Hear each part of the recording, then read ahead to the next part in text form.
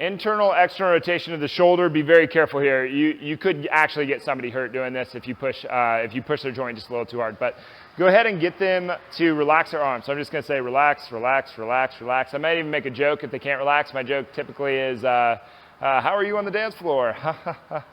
Laughter is a very good thing. Gets them to let their guard down a little bit. But go ahead and get their elbow on your hand. Put that on your thigh so you have something very stable to work with, and then let that arm fall back, and we're just going to see where it goes to initially. We can put a little bit of pressure on this, but not a lot, especially if they don't have any sort of injury. If they have any sort of injury, just leave this alone. You might not even do this test, but push on the just a little bit. Any resistance back, you leave this thing alone.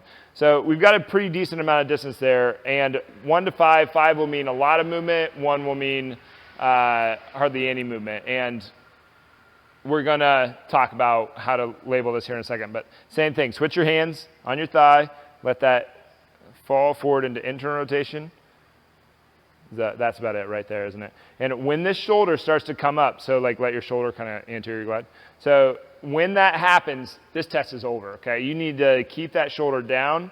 This is about the range of his internal rotation. So what, like, I mean, we don't have very much rotation there. On the other side, he's getting probably like 200 degrees. Or 200 degrees, like 110 degrees. So on this side, he's not getting very much. So we need to mark this down where internal rotation, he's getting like a 1, and external rotation, he's getting like a 3 on his program. So you just mark those down, a 3 and a 1, and if it's in between, you just do a plus or a minus. So from the other side, we're going to go for the other side because we got to do both sides.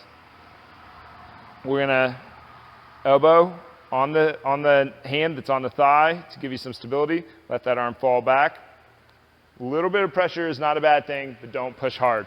Then we're going to switch hand, switch thigh, let that fall. So do you see how his shoulder's starting to move up a little bit? That's where we know that we're at end range right there, and you just mark that on the sheet. Now there's a big difference between mobility and too much instability, and you would know that just by how the muscle reacts to you, but we're also going to test that here in a second when we go into the stability test of the rotator cuff.